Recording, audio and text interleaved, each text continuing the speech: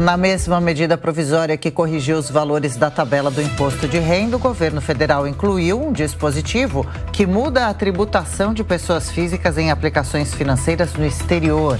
A notícia completa com Misael Mainetti. Após a publicação de uma medida provisória para alterar a tributação de rendimentos recebidos no exterior por pessoas físicas, entidades controladas e trusts, que são fundos usados para administrar valores de terceiros, investidores ficaram com dúvidas.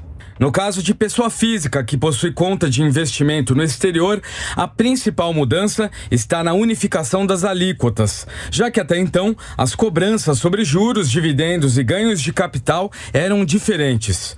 O advogado Daniel Moretti, juiz do Tribunal de Impostos e Taxas do Estado de São Paulo, explica o que motivou o Ministério da Fazenda a tomar essa decisão. Diferente de outras medidas que o governo tem tomado, essa me parece uma medida que pelo menos corrige algumas distorções que existem no sistema atualmente.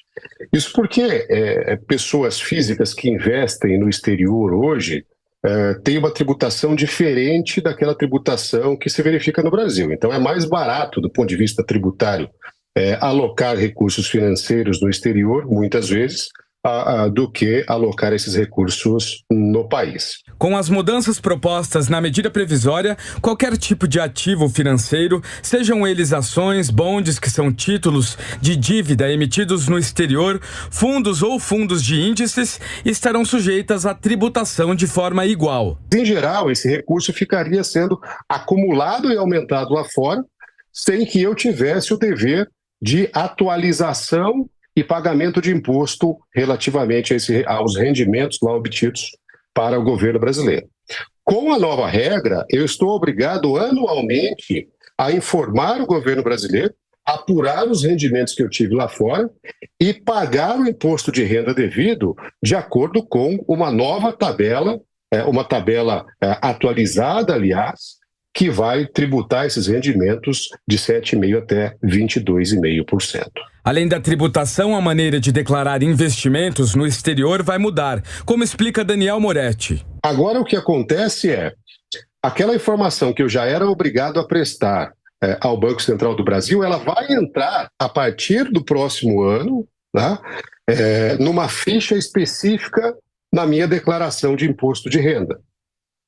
E ali a Receita Federal vai enxergar de maneira única, de maneira uniforme, todos esses rendimentos e verificar, obviamente, se eles estão sendo submetidos à tributação. Segundo a medida provisória, quando o rendimento for menor do que R$6.000, não haverá índice de tributação.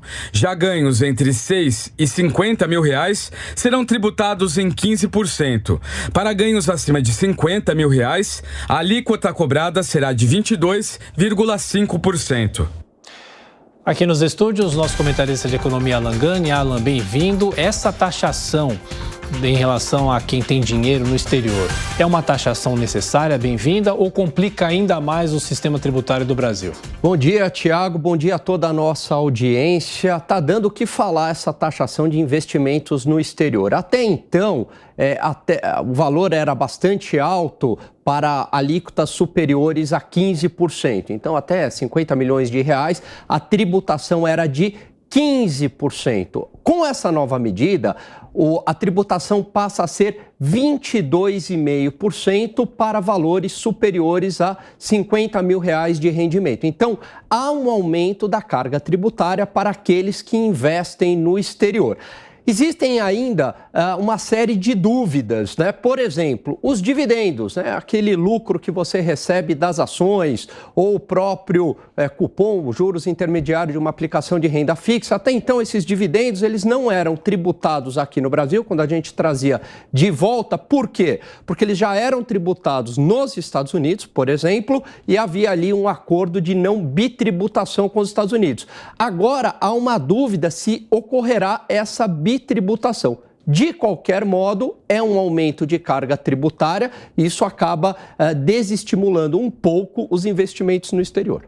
Bom, agora há pouco a gente conversou com o deputado Reginaldo Lossi falando sobre a reforma tributária. A grande questão é se há clima político para se aprovar essa reforma e se essa reforma não pode ser fatiada. Como economista, você teme que a reforma seja fatiada ou talvez fatiada é melhor para se aprovar? Olha, se a gente começar a fatiar muito, Tiago, essa reforma tributária, corre-se o risco de ficar do jeito que está, porque começa a abrir uma série de exceções, como é o caso do ICMS, e aí a gente não tem um IVA puro. O grande problema dessa reforma tributária é exatamente esse. Como é que eu vou conciliar uma série de interesses diferentes e, por exemplo, uma diminuição da carga tributária da indústria e um aumento da carga tributária para o setor de serviços e para o agronegócio? Esse é o grande desafio desta reforma tributária que pode emperrar justamente por conta disso. Bom, o Alan Gani ainda volta nessa edição do Jornal da Manhã para falar mais sobre economia e daqui a pouco a gente fala também sobre as articulações do Congresso Nacional, a disputa para a abertura e efetivamente o início dos trabalhos da CPMI, que vão investigar os atos antidemocráticos de janeiro. Em instantes no Jornal da Manhã.